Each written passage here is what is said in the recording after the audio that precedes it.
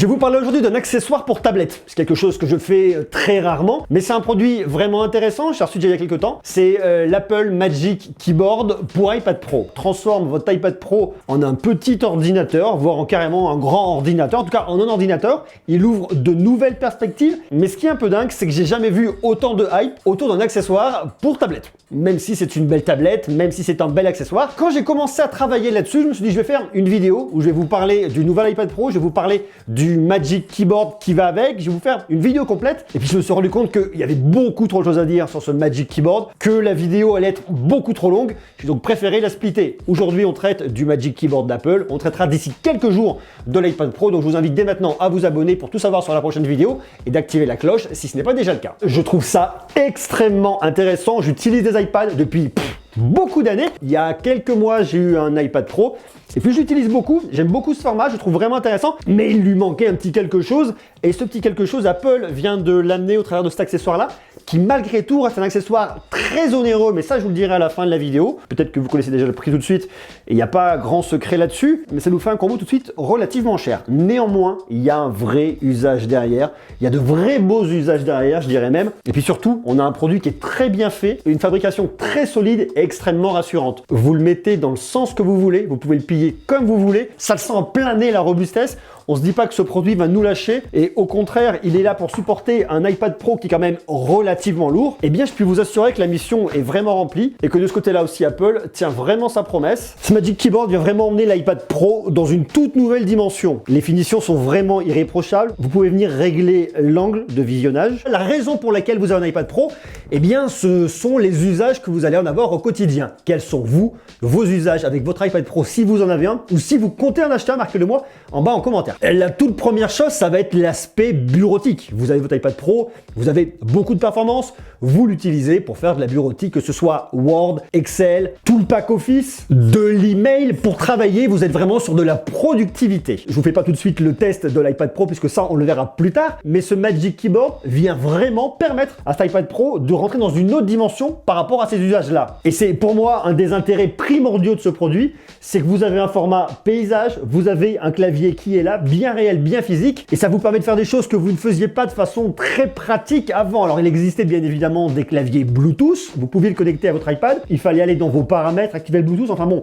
ça rajoutait des contraintes supplémentaires. Néanmoins, n'ayant pas de solution développée par Apple, ça fonctionnait même plutôt très bien. Là, vous avez quelque chose qui est vraiment bien et qui répond bien évidemment à cette problématique-là. Alors avant de vous développer le clavier dans quelques instants, on va continuer avec nos usages. Pour moi, l'usage multimédia, c'est vraiment un des points forts. Il est fixé, il est posé, vous le calez comme vous voulez. Si vous êtes dans votre lit chez vous, vous pouvez le caler sur un petit coussin, il va pas tomber, il est en place. Si vous voulez faire de la retouche photo, par exemple, vous pouvez venir l'utiliser bien évidemment avec votre Apple Pencil. Vous pouvez également l'utiliser avec votre doigt, vous pouvez aussi l'utiliser avec votre clavier. Moi qui suis habitué à travailler sur un MacBook Pro, eh bien je peux vous assurer que cette habitude-là me convient bien. Avec la dernière version d'iPadOS, j'ai le petit curseur, je peux bien modifier mes réglages très facilement, de façon complètement intuitive. Vous pourrez également faire du montage vidéo, vous pourrez faire de la musique, la création musicale. Et si vous êtes infographiste, eh bien vous pouvez prendre votre stylet et venir travailler dessus sans aucun problème. Mais ça uniquement en format paysage. Si vous voulez travailler au format portrait, eh bien vous prenez votre tablette, vous la mettez comme ça, et là vous venez bosser de cette manière-là. Bon, j'ai un petit hack, si vous voulez vraiment bosser en mode portrait et que vous n'y arrivez pas, eh bien vous prenez votre iPad, vous le posez comme ça, c'est peut-être pas idéal, mais ça fera très bien l'affaire. Et c'est là où cet accessoire prend tout son sens, c'est pas qu'il va transformer votre iPad en un ordinateur, il va faire bien plus que ça. Ça vous permettra d'avoir une tablette que vous allez pouvoir utiliser format paysage, format portrait, que vous allez pouvoir venir caler, ça vous sert également un peu de chevalet si vous voulez pas utiliser le clavier. Vous pouvez l'utiliser avec le clavier pour venir travailler. Ça peut aussi venir tout simplement stabiliser un peu l'histoire. Et croyez-moi, pour venir caler un iPad, si vous n'aviez pas le bon étui, eh bien des fois c'est un petit peu galère. Et notamment lorsque vous allez venir travailler avec votre Apple Pencil, eh bien ça portera vraiment un plus. C'est pas du tout un produit qui est fait pour être utilisé de cette manière-là. Vous n'allez pas le prendre, vous n'allez pas l'utiliser comme ça. C'est pas comme une smart cover un petit peu classique. On est sur toute autre chose. On a ici un clavier rétroéclairé. On trouve très facilement l'emplacement des touches. Le toucher est vraiment très agréable et elles ont une course qui est relativement courte. On pourrait se dire, j'arrive au niveau de mes chiffres, je viens me cogner. Bon, si vous voulez vous cogner, c'est que vraiment vous le cherchez, puisque votre main va pas être calée complètement à l'avant, mais plutôt au milieu. Donc ça reste quand même extrêmement pratique à utiliser. On a un trackpad qui va pas être le trackpad le plus grand et le plus large, surtout quand on est habitué au dernier MacBook Pro. Néanmoins, il est quand même relativement large. Il occupe une grande partie de l'espace ici et il offre une expérience qui est vraiment bien maîtrisée, d'autant plus que vous avez partout du clic clic, quel que soit l'endroit où vous allez appuyer, eh bien vous avez un clic. Et c'est là où iPadOS est extrêmement bien fichu, puisque vous pouvez naviguer à plusieurs doigts. Bien évidemment, vous pouvez venir vous déplacer très facilement dans votre page, mais vous pouvez changer de page en naviguant à 2 doigts très facilement pour trouver tout ce que vous voulez trouver. Pour ouvrir, il vous suffit de cliquer un doigt, mais si vous appuyez à 2 doigts, eh bien vous avez un clic droit. Et ici, vous aurez accès à toutes vos options. Vous allez bien évidemment pouvoir faire défiler vos pages avec vos 2 doigts, ça c'est un grand classique, mais avec 3 doigts, hop, vous revenez à l'écran d'accueil. 3 doigts, vous laissez appuyer, vous avez votre multitâche, 3 doigts, et vous ressortez. Ça c'est pas mal, mais il y a aussi des petits raccourcis à connaître, comme commande et tab, qui vous permettra de venir switcher entre vos différentes applications pour y accéder extrêmement rapidement. Et si vous voulez savoir quels sont tous les raccourcis disponibles, vous laissez appuyer sur la touche commande et ça vous affichera à l'image les raccourcis disponibles pour l'application dans laquelle vous êtes. Donc vous voyez, le combo entre le Magic Keyboard et iPadOS a vraiment été réfléchi par Apple, permet d'aller plus loin, de faire plus de choses. Mais malgré tout, il manque quand même 2-3 petits trucs. La première chose qui va manquer et qui pour moi m'a semblé bizarre dès le départ, c'est le fait qu'il n'y ait pas de touche Escape. J'étais en train de regarder une vidéo, je suis en train de faire quelque chose, je vais pouvoir sortir de là, je cherchais ma touche Escape, elle n'existe pas. Alors il y a des gestes à apprendre et une fois qu'on les a appris, une fois qu'on les a intégré, eh bien on oublie ce problème de touche Escape, mais quand on arrive d'un MacBook Pro ou d'un MacBook Air, eh bien je puis vous assurer qu'on se pose un peu la question. La même chose, il nous manque des petites touches fonctions, pouvoir régler la luminosité de l'écran, pouvoir régler la luminosité du clavier, pouvoir régler le son. Alors régler le son, bien évidemment, on a les petits boutons sur le dessus, et ça on le comprend très rapidement, mais ce sont tous des petits réflexes qu'on a avec un ordinateur, et notamment avec un MacBook Pro, avec la Touch Bar.